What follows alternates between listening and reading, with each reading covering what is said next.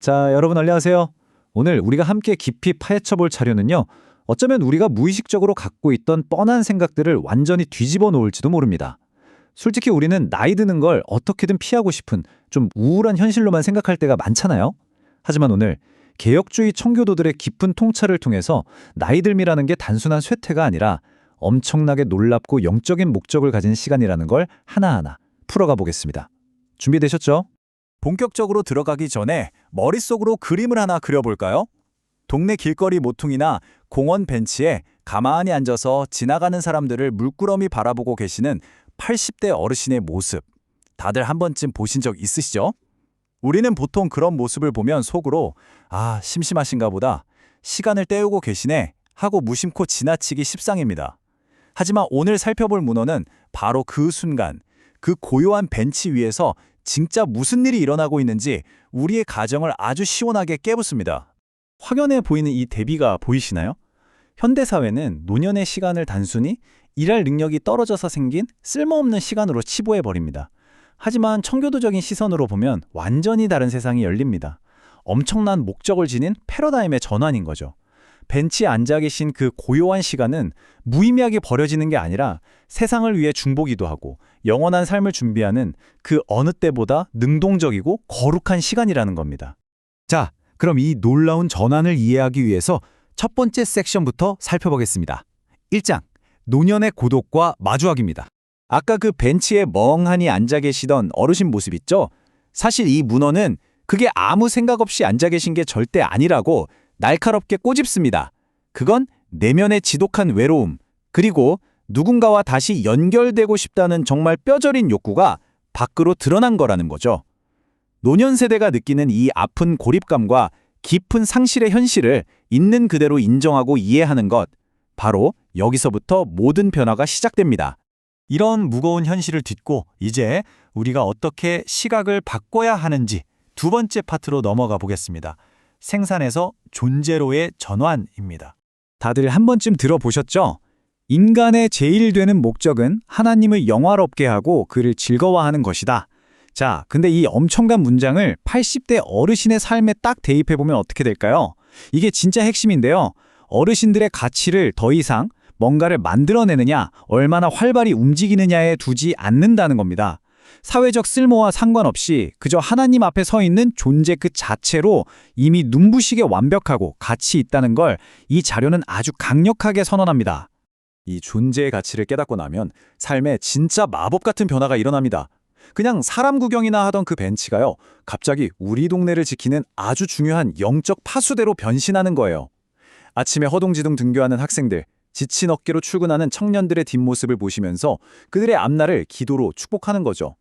영적 파수꾼이자 기도의 제사장. 와, 이보다 더 위대하고 역동적인 노년의 사명이 있을까요? 이쯤에서 그 유명한 메멘토 모리, 즉 죽음을 기억하라는 개념이 등장합니다. 잠깐 오해하시면 안 돼요.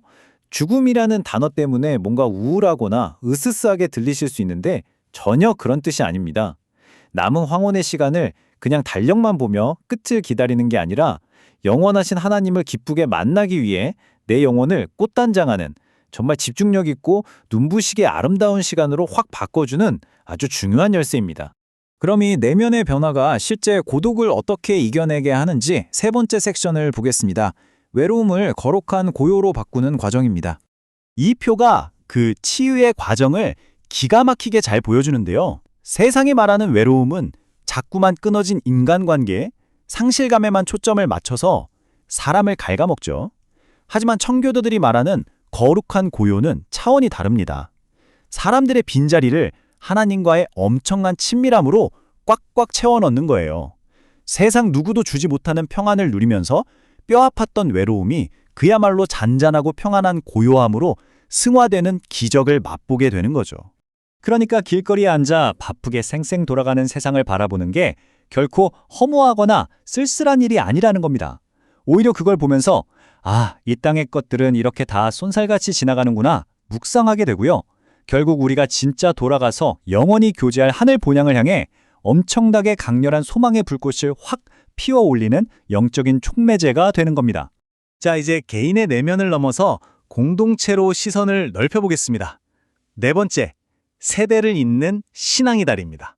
우리는 흔히 젊고 에너지가 넘치고 뭐든 빨리빨리 하는 걸 최고의 자산이라고 생각하잖아요. 근데 청교도들은 완전 정반대였습니다. 그들은 노년 세대의 깊은 지혜와 경건을 공동체 최고의 보물로 여겼어요. 생각해 보세요. 80년이 넘는 세월 동안 산전수전 다 겪으면서 하나님의 신실하심을 온몸으로 겪어낸 분들이잖아요. 이분들의 삶 자체가 다음 세대에게 야, 진짜 하나님 살아계신다 라고 소리쳐 알려주는 그 어떤 설교보다 강력한 살아있는 증거입니다. 사실 나이가 들면 자기 고집이 세지고 잔소리가 많아진다는 뼈아픈 편견, 우리 사회에 분명히 있죠. 그런데 여기서 정말 멋진 개념이 하나 나옵니다. 바로 온유한 권유입니다. 나의 완고함을 싹 버리고 그리스도를 닮은 온유함으로 무장하는 건데요. 벤치에 앉아서 그냥 지나가는 이웃에게 슬쩍 지어주는 따뜻한 눈웃음 한 번, 인자한 표정 하나, 놀랍게도 그 작은 행동 자체가 하나님의 넉넉한 평안을 이 팍팍한 세상에 흘려보내는 진짜 강력한 사역이 된다는 겁니다. 그렇다면 이걸 구체적인 일상에서 어떻게 실천할 수 있을까요? 5번째, 일상 속 작은 소명입니다. 여기서 제일 중요한 포인트는 이겁니다. 몸이 예전 같지 않아서 움직임이 제한된다고 해서 여러분이 미칠 수 있는 영적인 영향력까지 줄어드는 건 절대 아니라는 거예요. 거창한 걸 할 필요가 없습니다. 조용히 성경을 읽고 이웃에게 가볍게 인사 건네고 그렇게 일상에서 온유함을 발산하다가 마침내는 다시 믿음의 공동체 안으로 한 걸음 쑥 들어가는 아주 구체적이고 작은 실천들이면 충분합니다. 그러니까 이제 집에서 혼자 창밖만 멍하니 바라보며 고립되어 계시면 안 됩니다. 다시 공동체 안으로 사람들 틈으로 들어오셔야 해요. 함께 말씀을 나누고 후배들을 토닥여주는 그 자리에 계셔주시는 것. 이게 어르신들 본인의 건강에도 좋지만 사실 우리 공동체 전체가 생명력을 유지하는 데 있어서 그야말로 절대적으로 필요하거든요. 자, 드디어 오늘 자료의 하이라이트에 도착했습니다. 6번째, 마지막 찬란한 성화의 정점입니다. 저는 사실 이 자료를 보면서 이 문장에서 완전히 감탄해버렸는데요. 노년을 바라보는 시각의 완벽한 혁명입니다. 노년은 결국 병들고 약해져서 무대 뒤로 사라지는 비극적인 쇠퇴기가 아니라는 거예요. 평생이라는 기나긴 시간 동안 하나님의 세밀한 손길 아래 모난 곳이 다 깎이고 닳아서 마침내 눈부시게 빛나는 보석으로 완성되어가는 위대한 걸작품의 마지막 터치라는 겁니다. 신앙이 가장 아름답게 꽃피우는 성화의 정점. 진짜 너무 멋지지 않나요? 오늘 우리가 함께 살펴본 이 어마어마한 변화를 한번 정리해볼까요? 길거리 벤치에 앉아서 과거만 회상하며 상실감에 젖어있던 첫 모습 기억나시죠? 그 쓸쓸했던 모습이 이제 영원을 향한 가슴 벅찬 기대로 가득 차게 되었습니다. 문을 꼭 닫아 걸었던 깊은 고립감은 다음 세대를 향한 따뜻한 중보 기도로 승화되었고요.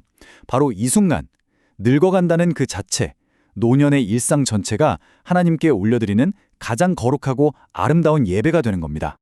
오늘 이 해설을 마무리하면서 화면 너머에 계신 여러분께 꼭 이 도발적인 질문을 던지고 싶습니다. 우리 주변에 계신 이 빛나는 보석 같은 분들, 영원한 하늘의 신비를 품고 계신 우리 어르신들을 여러분과 여러분의 교회는 지금 어떻게 대하고 계신가요? 그분들이 외로움에 방치되지 않도록 존중하며 평생 눈물로 다듬어온 그 눈부신 영적 유산이 다음 세대에게 막힘없이 콸콸 흘러가게 하려면 우리는 당장 내일부터 무엇을 바꿔야 할까요? 오늘 살펴본 이 깊은 통찰이 여러분의 공동체를 뒤흔드는 강력한 도가선이 되었기를 바랍니다. 끝까지 함께해 주셔서 감사합니다.